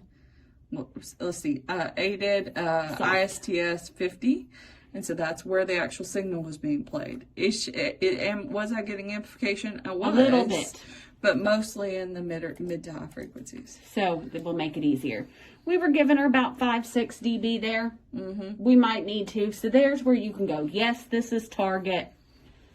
But if I'm going to be missing out on target, I would rather be missing out on target in most patients in the low frequencies more than I am the mid and highs. Now, let's look, because that's actually a pretty decent match. Mostly, I would actually not be uncomfortable sending somebody out the door with that for the most part. Because look here at our mids and highs. Right, we're not that terribly off target. A little bit more in that loud gain that we might want to mess with, but not terrible. Yeah. So I'm not that unhappy. If that's where we ended up, I'm not that unhappy. I would like to get that 1500 up. I would especially like to get these high pitches and the soft ones, those couple of extra dB. Now, when you I do would your like to. assignment for your class, if at all possible, meeting those almost exactly is what I'm going to want you to do. I'm going to want you to work yourself to death a little bit to do it, because I want you to see what that looks like, how it takes, and what have you. So let's look at what we do have, though. So this is what we ended up. How far higher than the software thought? So 23 dB at 4 versus it thought it only needed to give 17. You hear me say they lie by about 10 dB. And it's not really even necessarily It's that they not. lie. They're going based on an average. And average, honestly, doesn't mean crap. Average is literally no one. It literally Because is it's no average. one. So, but this is, again, we programmed in the calm situation. You can come look in the other ones and see how it changes the frequency responses for those other ones. Speech and loud noise are about the same. Speech in the car drops the lows a lot if it can. Comfort and noise goes a little further. A little down here. Comfort and echo kind of brings it opens it back up. And the music program also Flattens opens it up a little bit. Now, where this patient may need more low frequency gain is this music program. Yes, just because music does have so much more of that bass that people expect to get from it. So if I might even purposefully set the low frequency gain the way this one was, because I know this patient and what they tolerate, and we've gone through this rigmarole. But then I'm going to go back. If I did that, I'm going to go to this music program, and I'm going to give it like 360 dB extra through But here to only flatten in it. that space. Only in the music one. So I'm going to go and I'm going to then half it to flatten it out some. And again, the main reason for that would be experience as an audiologist to know that that's going to be more, it's going to be a better quality for the patient. When somebody can figure out how to change the bass and treble in their car, where do they turn the volume up? Everybody turns up the bass. I'm functionally doing like people do in their cars. Yeah. So that's what you would do on that to get it all programmed and whatnot. And it made these adjustments, see, in the custom programs that I built, it also took those changes that I'd made based on Reeler and applied them to the filters and the overlay that are attached to that program. So this is the acoustic foam program. It looks wild, right? Look, we only have gain from like 1500 to like, I don't know, 5? Yeah. Why? Because phones only they only amplify there. So why would they put it anywhere else? The phone isn't putting it through. Phones are going to amplify best around about 3,000 hertz, isn't it? Something like that. And it's so like 1 to 5, 1 to 4. It's not going to be the same. Now, certainly newer phones, cell phones, etc., they do different things with sound. But especially landlines, that's going to be like this. So that's what it is. Now, if you know that they have no landline phone and they have like a fancy extended bandwidth iPhone, undo this and give them the bandwidth, like match it. But if you're using a landline phone, just leave it because you don't want to give them too much. The other thing in here she was talking about is device options. Volume, program change, accept and call, we can turn those on or off. If I get a patient that keeps accidentally putting themselves in the telephone program or T-Coil program, I might turn that off so they stop doing it. The other thing I want to point out in here, I can't remember if this model has open program options. Duophone. If you had 2 hearing aids, you could select it and you would be like, which ear do you answer to? And you pick which ear's the answer phone. Go back to AutoSense for me for a second. Okay, you see this drop down on AutoSense here? Right here. This one. Click it. It won't let you do program options that way, huh? Oh, no. Customs? No, only in the particular one. Okay. So let's go to calm for a second. We do want to do speech and loud noise as an auto program, though. Sure. I want to turn that on. So we're going to go back to calm situations for a second. Do that. Oh, you're already in it. It took it to you. Okay, so one thing I want to show about y'all is these things: whistle block, sound relax, noise block, wind block. Every company's going to have all sorts of weird names for these things. Essentially, these are the things they use for feedback reduction, for wind noise reduction. Well, no, for feedback is over here, but the other ones. Right. So essentially what these things are, though, is these are those extra settings that some people might turn off before they do real ear. They might turn off all sorts of things and features about the hearing aids. You can manually do that here. So on the assignment you're going to have where you're going to compare, real ear with versus real ear without, I'm purposefully not giving you I want this set to 0. I'm purposefully not giving you that I need this to be set to strong. What I want you to do is sort of play with these, rerun, because it's real easy to go back and forth. Play with it, run it again. Play with it, run it again. And see, does anything change about my real ear output? Because they may say, oh, well, our noise reduction doesn't affect gain. And you're going to have them say some funny things that they say they can do that may or may not even be possible. I want you to go in and see, does it affect gain? Speaking of, check out the music program. Remember I was saying it was wide open? All off except for a little bit of whistle block set to a weak And it's set to weak so that... And that's another assignment you'll end up having eventually is you'll have an assignment where you're figuring out what the heck these titles and these words mean. Words. I see we were talking at cross purposes on the feedback whistle block. There are 2 functions of feedback management.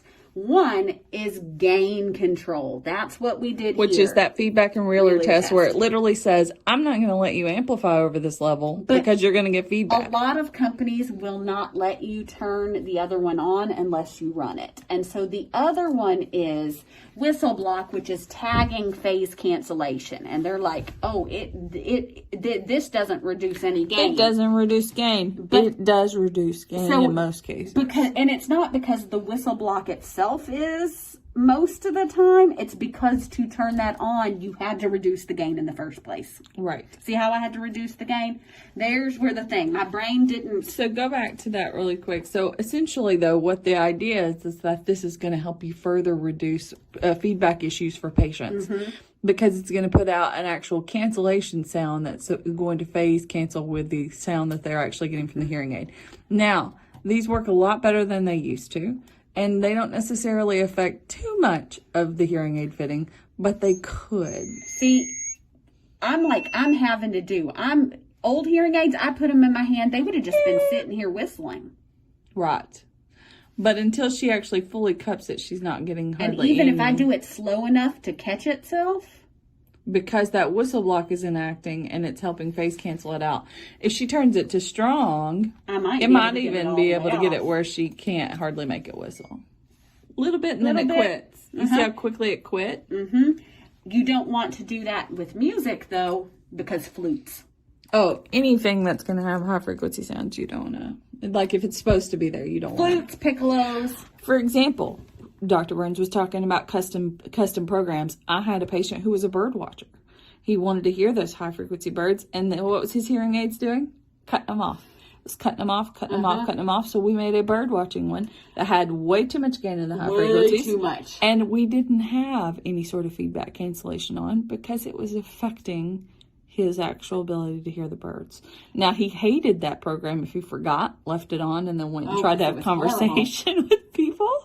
But it was perfect for what he needed. And you usually have to turn off impulse sounds too, because with that kind of gain, even soft sounds would trigger, and impulses like sound relax on here. Yes, and so impulse sounds is when you got a sudden loud noise, of how that hearing aid reacts to it to keep you from being over amplified. The other thing too to notice. So see here on noise block, we're in the calm program. will not let you go beyond a certain point to maintain differentiation between programs. So in calm situation, I can't turn noise block up any further than moderate. And Whereas they comfort used and to. noise, I can go all the way to strong. They used to let you do that, but essentially what I think was happening was that people were doing saying stupid that things. brand is no good because I can't hear the difference between my noise program and a quiet program. And it wasn't the brand, it was the audiologist making a silly mistake, a silly decision. But again, like she said, here we are at comfort and noise. You can turn everything to strong if you want. So that's that. Device options, though, if they're switching to that telephone program because I look under data logging and they're making mistakes and I can't counsel them, I might turn something off on things. Yeah, and so you've got these different little pieces here at the bottom that you can open. So there's manual controls and Bluetooth and what have you. I don't give anybody mute on their device. I don't like mute either. Because A, they can accidentally do it, and B, if you have a battery, they'll turn it off by muting it so it won't whistle, and then it still explodes. And it still eats battery. And then they complain that their batteries are going dead even though they've got it off. But it is not off in mute. It is just temporarily muted. And also you'll have patients who think that their hearing aid's not working, and it turns out they've just got it stuck in mute. And then there are beeps. And so I'm going to put this up. Where's your mic? I think it's on this end over. No, it's maybe right here. We're going to put it over here. So this is a battery beep. Let's make it loud. Yeah, I think you're going to have to get it very loud. Of course, that's the person who has a...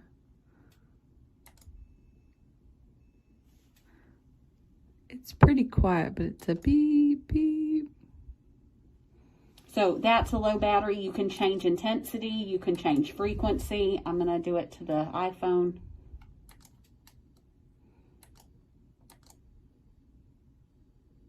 So that made it a lower pitch. We may just be doing nothing here. It may not be where you can hear it. There we go. So that's a high pitch. Y'all are learning about my hearing loss here because I do have greater low frequency hearing loss. I couldn't hear that a while ago. I can hear this one. So there we go. And you can demonstrate these to the patient. So when they're saying, well, how am I supposed to know the battery's low? You can say, okay, let's listen to this. That's going to be under signals and alerts. There are other brands where these will talk to you. And that's good sometimes. Slightly disconcerting. I used to wear some Starkeys when I first had hearing loss during one of my pregnancies. And it would literally go, battery low. Because it was because you could pick a British accent. And of course, why would I not have a male British man talk to me? So I, of course, set it to a guy. And had it set to English because why not? But but when you're in the middle of a store, and you're not expecting anyone to be talking to you because you're buying your cornflakes, and all of a sudden your ear goes, battery low. It's like the voice of God has come down into your ear, and it can be very scary. And also, I don't love it. If the speech understanding is poor, they might not understand the words, and this is like a sad one. So I had an elder lady who got her hearing aids through Hear Now. She was sort of impoverished, very on the edge of being able to maintain her independence. Her kids were really trying to legally take her rights away, and part of her problem is she'd been not amplified forever, and her speech understanding wasn't good, so communication was poor. So we got her these hearing aids, and that's the option. And it was anyway, Starkeys at the time, there was not a good way to change it from the words. No, so, you only had the word option there. For one, I think they've added beeps back, but anyway, so we were going through, and she was really at a year mark follow-up. Her alarm. She was kind of embarrassed and whatnot, and a little let me do that. Sorry about that. I have medications to take, as you heard Elsa tell me. So anyway, she was chagrined and kind of and it was she kind of didn't want to tell me, but then she did. So she had been going for the longest thinking she was losing her mind because she didn't remember that. And she was embarrassed to say anything and ask me anything about it. Like, is it the hearing aids? Because that was new. So she didn't want to ask because like maybe she was losing her mind. Well, eventually she found the book and was reading and realized what they were saying. Yeah. But like, and so obviously part of that was a failing on my part, that I was not, something about how I had treated and counseled her. She did not feel comfortable and empowered to come ask me about it. But also, like, be mindful of who you put that on and what their life situation is and what their speech understanding is. And so now I had add a flag and circle it big in the book, and I'll be like, it tells you words. It literally says it. And this really just brings up another point about the fact that you really want to know your brands well and why you're fitting them. You know, some people are going to say, well, why do you fit that brand? And you might be like, well, they give me the best deal for me. But that's not necessarily the reason you're going to pick it for that patient, because you may fit only Starkey, and maybe Starkey still only has only words, which I don't think is true, but we're going to say for this excuse that it does. Well, if you have a patient that you're concerned that's going to be a problem for, I'm not going to fit them with a Starkey, even if that's the only problem. I'm going to fit them with something else. If you've got somebody diagnosed with paranoid schizophrenia, I'm not having voices in their head. No. And I might not even hook up their phone to stream to it if they're paranoid schizophrenia. I might not, because they might do something all of a sudden. That is not. And maybe that's the only patient that you fit with something different. You fit them with Oticon. You fit them with Widex or Unitron or Phonak or whatever other brand. You still did it because you were trying to consider the patient's best interest, and because you knew the hearing aid fittings and options well enough to make that good decision for them. Because it could be something that small that makes you not want to fit that brand for that patient. So 99% of patients can literally be fit with any brand. It doesn't matter. Whatever. It really doesn't. All hearing aids are good. If you boil them down, and we're going to make you boil them down, and strip out their fancy words, they are all the same. Yeah, there's very few things that are different. It's either a feature quality, like the fact that you can have somebody talk to you. How the ear hook twists on or off. There's a few that have some more substantial things, like Oticon, for example, does some very different things about how they process speech. And Unitron and Phonak have some very special things they do with FM systems. Right. And those things you're going to want to know as well. But essentially what we're saying is, could you particularly fit a major brand as your main all the time? Absolutely you could. Sure you could. You just need to always be aware of what your other things are, so that when you get that one patient who maybe you only fit Oticon, and they come in and they need a special kind of FM, and you know Phonak has it, well, Phonak's what you're going to fit. And once you know how to fit the software for one brand, you can really fit the software for anybody else. It is the same. You just need to play around with it and find where the buttons are. Because hearing aids are the same. They literally buy their parts from the same manufacturers in Asia. I'm telling you. Receivers are receivers. Computer chips are computer chips. A little bit of processing. What is the functional difference between a Motorola and a Samsung? Nothing, really. There might be some algorithm differences in like how they deal with noise, or algorithm differences in how they deal with feedback. And you're going to have a rep come to you and act like that is the only one, and it was the first one, and it was the best one, and it's still the best one that's ever existed.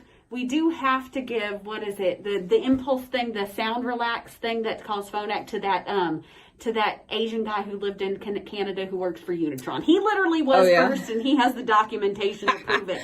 And he won't even tell you. He's very quiet about it. But if you go on the websites for these different companies, you're going to see them say, we were the first to implement noise reduction. We were the first. Except they don't call it noise reduction. But all of them, every single one of them were the first. Every single one of them were the whatever. And the thing is they will have some slight differences. You just need to have good reasons for your decisions. And part of that can be affordability to you or your patients. That's not a bad reason. Let's be real. That's one of the reasons I do Unitron. Our pricing is good, and they give more features for cheap hearing aids. But the thing is we also have other things we like about it. We like the way their software works. We like the fact that they traditionally, for the most part, call things what they are. Frequency compression is frequency compression. Noise reduction is noise reduction. And somebody else might be calling it speech, sound, zoom, you know, and that's fine. They can. You just need to know and make good decisions based on what Realtor tells you, what options you have available to you. Yes, price is a thing. There's just a lot of reasons it can't just be one that you want to fit that manufacturer for. And then again, know what its limitations are. Maybe the brand you pick doesn't do a great job with superpower BTEs. Maybe it doesn't. And then you have a patient who comes in and needs a superpower BTE. Well, maybe you don't fit your traditional brand for them. Maybe you fit a Phonak. Maybe you fit a what have you. That's a soapbox. I have to step on it. If somebody needs a superpower BTE, a receiver in the canal with an embedded mold is not equivalent. No, and you're going to have plenty of people do that, and we will talk to you about it. That is not an option. More, but the way you know in the office that's not, sometimes it can work. If somebody has a small ear canal, you get it in deep enough, sometimes you can, because sound is pressure, and pressure is related to volume. But a lot of people you can't. If you have in your first choice, because some of these places won't have real ear, in fact, most step off. We can get on a big box about real ear. But when you're looking at it to know if it's going to work is when you run that real ear thing, does the purple cut into the blue? And here's what we're going to tell you. If a person needs a lot of power, they have a big hearing loss. If that feedback manager is yanking down the gain so much that you're now getting into the place where you're going to have to fit their moderate and loud gains, maybe even soft gains, you're not giving them amplification that they need. And especially that tends to happen in the high frequencies. We're talking about maybe an elderly patient with presbycusis, that high frequency loss is huge, and you're not giving them any amplification in that. That is not a best practice fit. So you might say, well, I'm more familiar with this brand and I have these in stock and I can fit them today. That shouldn't be your decision-making process there. No. Your decision-making process should be, okay, she has a severe to profound loss past 4,000 hertz. I need this particular type of amplification. I'm going to pick this hearing aid because it gives me the space here, headroom here, to have a place for amplification. Let's save and close. Let's pull this and pull that one up, because this, I think, is important enough that we need to pause and talk about that. I'm fine with it.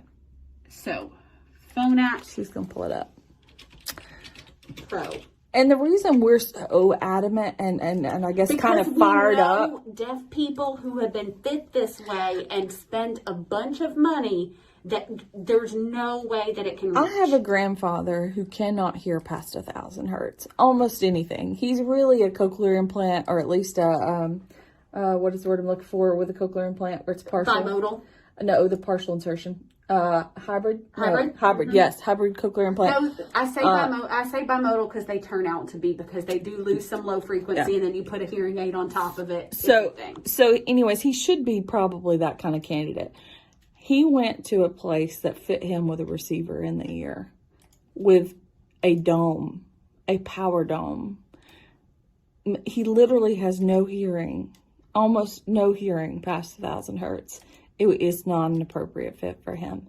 And he paid $8,000 maybe for the set of hearing aids that they gave him, that he heard no better with, that he finally stopped wearing because he was worried, one, that he was going to lose them because he'd been used to having ear molds, and now he's with these domes that he felt weren't secure. And he just decided, well, I'll do without sound. I'll do without hearing. It's terrible. Speaking of, briefly, setup, fitting, that's how you change where your default formula is, whether or not you can change these. Oh, sure. You can add these sorts of things. You can add while we're here a little bit. But let's go back to client and session, and we can open a fitting session and we can look at some hearing aids, right? We can pull them up. And this, but this is that receiver in the canal with an embedded mold, says it fits. It really wants me to. It really wants her to take a medicine. So it's, in theory, You can fit up to 100 dB loss. That's what it says. Anywhere from a 50 to 100 dB loss. That's what these bars are. That's what it says, right? We need literature.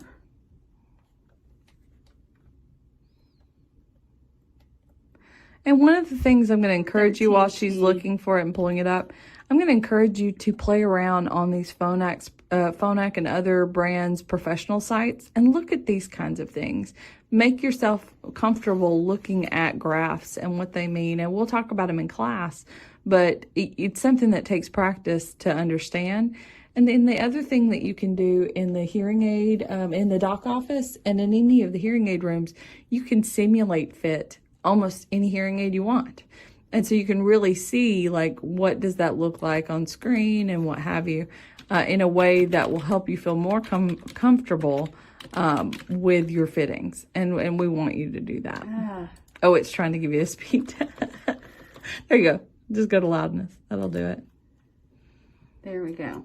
Okay, so this is the ultra power receiver. Under perfect conditions, they'll give you this number. Oh, it has 130 dB SPL maximum output.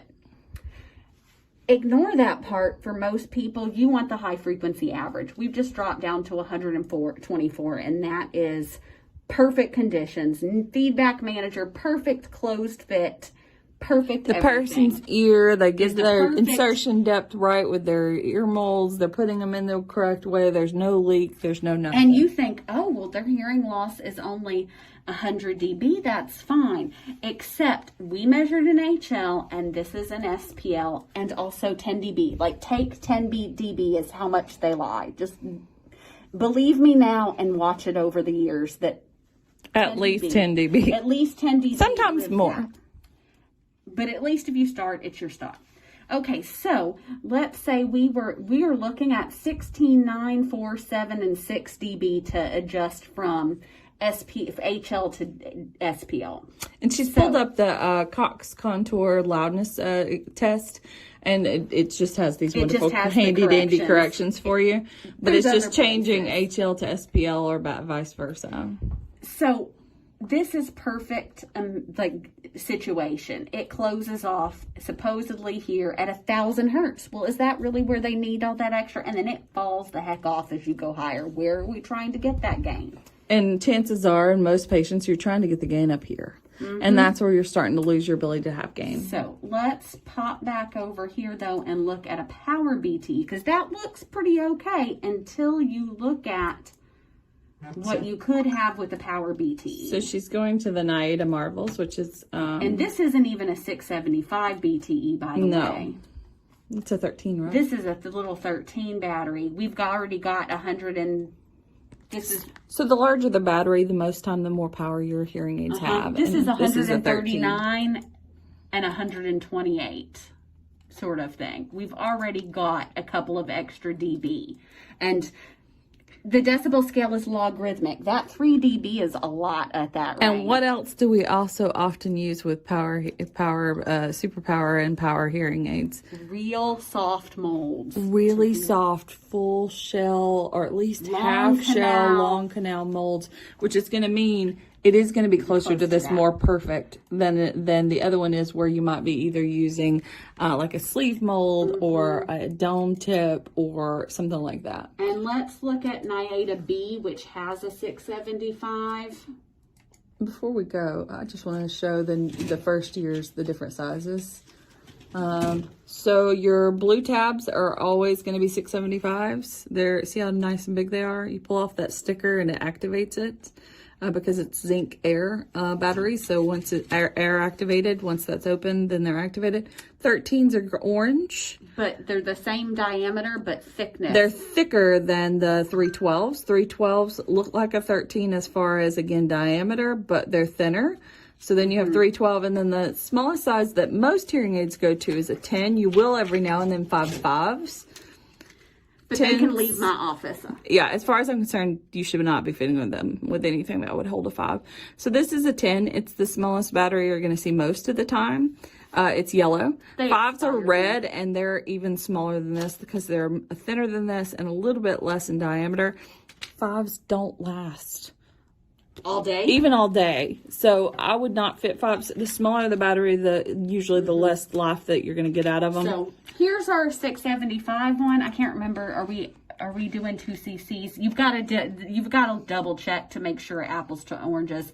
So 2 cc, yeah. Yeah. So let's look at the 2 cc version of the 675, and we're looking at 141 overall and 134 in high frequency, and see how much it gives all the way out here. So here's the question. Could you fit somebody with a power RIC that has that kind of loss? Sure you could. But you Sure better have could. done uncomfortable loudness and showed you couldn't benefit from using it. That's the thing. Is what you're going to find is if you've actually done real ear and you've actually looked at what you're giving them, chances are you're not really fitting them correctly. And you're going to have so many places that don't have real ear even on site that are going to be fitting these people with this, thinking they're sending them, because the software of the hearing aid doesn't know what you're actually giving them. So it gives you output numbers based on what it's told the hearing aid to do. Based on pi. Yes, sure. Based on Pie whatever in the sky, you guys. whatever we want. It's based on fried chicken. It doesn't even matter because essentially it's just, okay, the computer told it to go up by this many dB. Well, sure, the computer did, but it doesn't matter if it's either hitting a ceiling because of, again, like feedback reductions and things like that, or because of the venting. person's ear and the venting. How much sound is actually coming back out of that person's ear? If you don't have real ear, you don't know. And so this is literally how I pick what size receiver, whether I need a power BT. I take the UCL and DBHL. I add these conversion factors, and then I add approximately 10 dB because I know they're going to lie.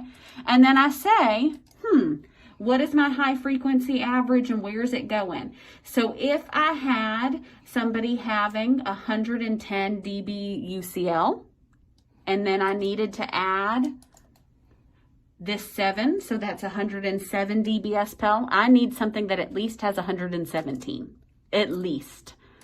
Right. So I'm on the RIC, and I might think, oh, I need this S receiver. Nope. M receiver? Nope. That's only 111.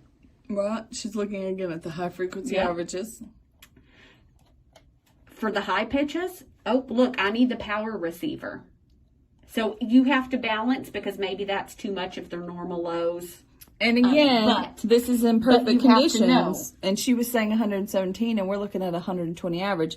Does that mean that we're definitely going to be able to do it? Maybe not, because again, if we don't get a good seal on the ear, if she elected to give them an open dome, which would be stupid and she would never I do. wouldn't. I don't even give, I don't hardly ever give anybody open domes. But if she did give them an open dome, they're not getting this. No. And even with a power dome, they're probably not going to get this. I'm probably going to need a mold. Yep. And that's the rub, y'all. And then if I'm already doing a whole mold, I might as well go do the UP sometimes. If they have abnormal lows, I might just go all the way up to the UP if they have it, because I have good space. And the thing is do and test it. We know even with adults, the hearing loss is not likely to stay perfectly the same the rest of their life. So if you can give them a little headroom so that if it changes, they can still be in the same hearing aid, they're going to love you as their provider so much better. Giving it to them. So much better. So I think that's probably it. enough lecturing for the moment. I'm very passionate. We love good fitting hearing aids. Fitting. So y'all are going to watch this. And then we'll, of course, be talking in classes and in clinic about these things. You're going to see it if you're in off-sites and you're, because we're going to show this to the first years, but we'll have it available to the other groups as well. At your off-sites, if you're uncertain about these things, ask your supervisors. Have them show you something. Show them Also, what to look if they're not doing the things, please don't show them my ranty video. Yeah, Don't be like, Dr. Burns thought you should watch this. Please don't. Here's what we're going to tell you. There is a right way and a wrong way to approach a supervisor who's not doing the right things. And it's not just to go up to them and say, well, our professor said that you should be and you're not. it's just they'll be defensive. It won't be a good situation. There are much better ways to do it.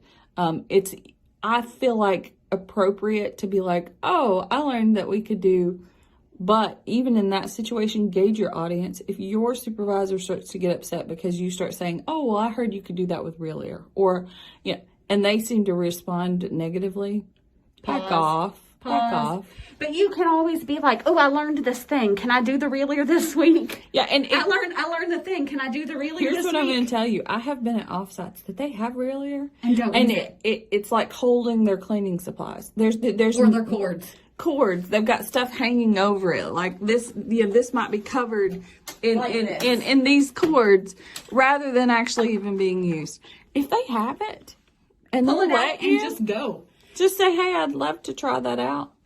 And I think I'm up to 6 supervisors that students came in and were like, oh, they're like clearing it off when they're cleaning and organizing. And they were like, oh, I just learned. Can I practice here? Can I practice here? I just learned. And then they use it and they teach the people and they're like, where did you learn to do that? And you'll be like, oh, because it's just my class and I had a lab. And honestly, we won't teach you really how not to fit with real ear until late in the semester when we feel like you've got this down, because I don't want that to be the way that you rely on fitting hearing aids. If it's not, it doesn't work. Nope. All Makes right. us sad. Bye, kids.